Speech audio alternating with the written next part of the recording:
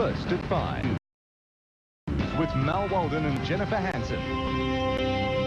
Tonight, a Heavenly Cups double. Ethereal triumphs in the rain. Ethereal and Scott Seamer. From agony to ecstasy, Sheila makes history with a fairy tale finish. And Brolly's the essential item as fashion fancies sink. But first, the history-making Melbourne Cup win. And a dream come true for connections of Kiwi mare Ethereal, especially trainer Sheila Laxon, the first female to win racing's greatest prize. The weather dominated the running of the 2001 Melbourne Cup. Punters tried to stay dry under the essential fashion accessory, and even the horses seemed unhappy as the rain pelted down. There was plenty of drama with 2 scratchings, only 22 runners stepping into the mounting yard. At the barriers, it seemed rain gauge was the omen bet for racing's holy grail. Racing in the Cup. Freemason from the outside stall jumped away well. Give the Slip was doing just that to the rest of the field for most of the race until the mighty mare Ethereal started heading for home. The leader Give the Slip. Ethereal's coming hard on the outside. The New Zealand mare. Ethereal out to Give the Slip. Ethereal hit the lead in the Cup. Ethereal takes the Caulfield Melbourne Cup double. Ethereal and Scott Seamer have beaten Give the Slip. Part-time macadamia nut farmer Scott Seamer becoming Australia's best-known jockey, with Ethereal the 3rd mare in history to win the Caulfield Melbourne Cup double.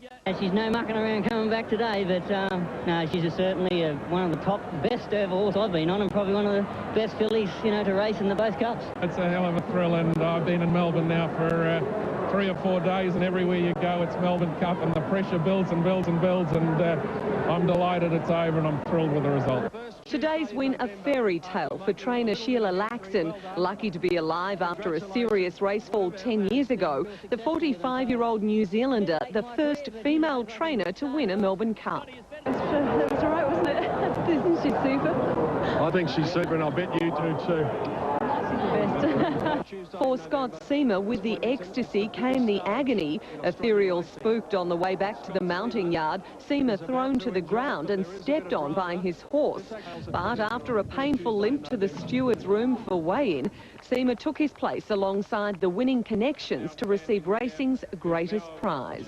Loreen Deal, 10 News. It's been a day of high drama at Flemington, which began with the early morning scratching of one-time Cup favourite Universal Prince. But it was a Divine Cups double win that delighted all at the track. And we cross now to Gerard Waitley, live at Flemington. And Gerard, it's been a magnificent day's racing. Jen, a magnificent day for Sheila Laxon. She'll always be the first woman to win the Melbourne Cup. And Ethereal becomes the 2nd horse to win the Melbourne Caulfield Cup double. Probably the finest achievement by any horse on the Australian turf calendar. 13 years ago, Sheila Laxon came here with her husband Laurie, and they left with the Melbourne Cup with Empire Rose. She hasn't been back since. So a little bit of history repeating for Sheila Laxon, who couldn't keep the smile off her face. I can tell you she's already left the course. She's taken the horse back to Macedon, where she'll settle Ethereal down for the night before returning to town, where the celebrations will begin. Ethereal, she is a flighty mare. We saw that on her return to scale. She dumped jockey Scott Seamer and trot on him as a bit of a thank you for taking her to the Melbourne Cup. The crowd, there was an enormous ooh when that happened. And Scott Seamer gave up his rides for the rest of the day injured. He was hobbling and hobbling all the way back.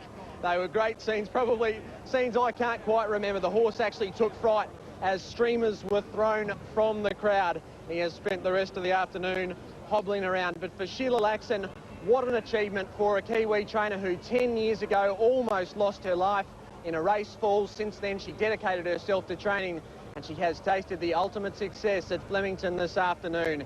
It has been a day of remarkable drama, which began at 7 o'clock this morning when stewards inspected Universal Prince as they promised to. The veterinary team deciding Bede Murray's galloper, the one-time very short price Melbourne favourite, couldn't run. He was still lame. Bede pleaded his case over and over and was quite distraught when the verdict went against him. Nothing worse. No. Like that last lead not coming back? Oh, no. There are plenty of other stories to tell from Flemington. And Jen, I'll be back in sport to do just that. A day of mixed emotions. Thank you, Jared. Jared Waitley reporting live at Flemington, and we'll cross back to Jared later this news hour. Well, despite today's appalling weather, 92,000 race fans flocked to racing's Mecca. They partied on in the rain, necessity breeding ingenuity. Soggy and cold, the annual pilgrimage to Melbourne's biggest party got underway early. Good morning, everyone, and welcome to Flemington Racecourse. Magnificent day. That was wishful thinking as the fine weather which had blessed the carnival came to an abrupt and rain-soaked end. Attendance well down on Saturday's record Derby Day crowd. We've come all the way from Inverloch, so hopefully it's a good day, but the rain's upset us a bit, but we'll still have fun. Yeah! Even divine intervention wasn't helping as the rain left the fashion-conscious flagging. As always, necessity breeds ingenuity, and there was no shortage of bright ideas where style met practicality. Very confident for a rainy day. We're looking for a wet track. This punter didn't know if he was Arthur or Martha. Goosebumps were another popular look. Some were trying anything to warm up. As the day wore on, the weather just got worse and worse. But true to form, there were many in the crowd who just refused to let the cold and wet spoil their good time. And if one barrel berry should accidentally chuck, there'll be 30 barrel berries at the Melbourne Cup. For others, sloshing around through the grass became too much. No, we're just going to move inside where it's a little drier. That was a popular idea. It was packed under the grandstands and in the betting ring. Big Pat 90 to 10. Big Pat. With the money down, the cheer squads were in fine voice. Skylights, come on! Ready! May the horse be with you. And also with you. Max Futcher, 10 News.